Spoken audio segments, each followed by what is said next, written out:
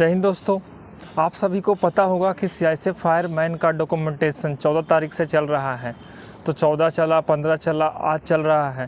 तो आज कैसे हुआ, 14 तारीख को कैसे हुआ था, 15 तारीख को कैसे हुआ था, मतलब मोटा मोटी माने तो 3 दिन का डॉक्यूमेंटेशन किस प्रकार से हुआ, किस प्रकार से डॉक्यूमेंटेशन का प्रोसेस चल रहा है।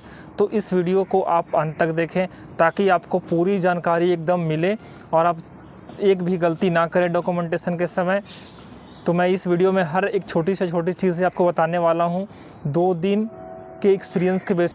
इस डॉक्यूमेंटेशन में सबसे बड़ी ख़ास चीज़ यह निकल कर आई है, 2 दिनों में ये चीज़ पता चल गया है कि जिन भी भाइयों का एग्ज़ाम, मतलब 2 एग्ज़ाम एक डेट पे हैं, जैसे फायर का एग्ज़ाम एक हो गया, एक दूसरा कोई एग्ज़ाम हो गया, तो उन भाइयों लोगों का एग्ज़ाम का एक्सटेंशन मिल जा रहा है। वो बहुत ही सिंपल प्रोसेस है, उसके लिए आपको 2-3 स्टेप्स को फॉलो करने पड़ेंगे, आपको तुरंत एक्सटेंशन मिल जाएगा।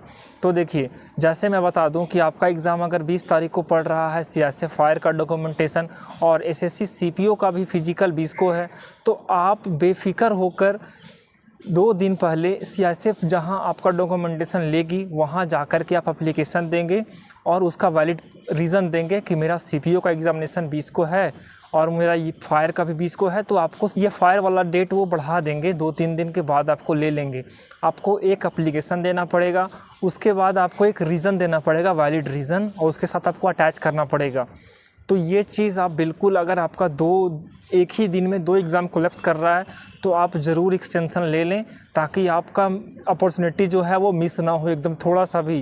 बात देखिए, आपको और क्या क्या लेकर के जाने हैं। तो सबसे पहले आप 4 फ़ोटो कम से कम लेकर के जाएं। आपका वहाँ पे 1 फ़ोटो का यूज़ होगा और बाकी आपके पास रहेंगे, तो आप 4 फ़ोटो लेकर के जाएँ। उसके बाद 10th का मार्कशीट, 12th का मार्कशीट हो गया। उसके बाद जाति प्रमाण पत्र जिसको बोलते हैं caste certificate, EWS, OBC, ST, SC. उसके बाद लोकल रेसिडेंस सर्टिफिकेट जिसको बोलते हैं निवास प्रमाण पत्र या मूल निवास प्रमाण पत्र। और इसमें चीज़ वो निकल कर आ रही है कि आपको डॉक्यूमेंटेशन के लिए टाइम दिया जा रहा है। मतलब ये हुआ कि अगर आपका कोई डॉक्यूमेंट अधूरा है, वो बन नहीं पाया है डॉक्यूमेंटेशन के दिन तक, तो आपको पर्याप्त समय दिया जा रहा है कि आप अपना डॉक्यूमेंट्स बनवा लें और उन्हें मेडिकल के समय प्रस्तुत करें। तो आपको उसके लिए एक एप्लीकेशन देना पड़ रहा है वहाँ पे। मैं जैसे एक एग्ज़ाम्पल बताता हूँ। एक कैंडिडेट हैं जिनका ओबीसी सर्टिफिकेट स्टेट का था और वो एनसीएल सर्टिफिकेट उनके पास नहीं था। तो वो कैंडिडेट ने क्या किया कि एक एप्लीकेशन लिख करके उन्हें बताया कि सर मैं अभी बन नहीं पाया है, प्रोसेस हो रहा है, तो ये कुछ दिनों में बन जाएगा मेरा सेंट्रल का सर्टिफिकेट, तो मैं जमा कर दूंगा। तो उसने क्या किया कि एक एप्लीकेशन लिख करके और उस सर को दिया और ये चीज़ उसमें लिखा गया कि डॉक्यूमेंट वो मेडिकल के समय दे दिया जाएगा। तो इस चीज़ का आप ध्यान रखें।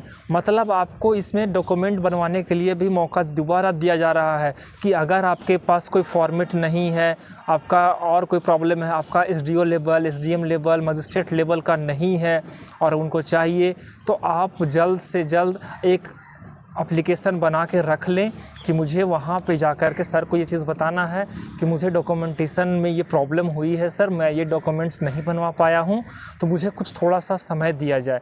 तो आपको बिल्कुल वहाँ पे समय दिया जाएगा, वो आपके साथ हैं सारे। तो आप इस चीज़ के लिए ज़रा भी फिक्र ना करें कि सर मेरा ये डॉक्यूमेंट्स नहीं बन पाया है तो मैं डीवी में जाऊं या ना जाऊं।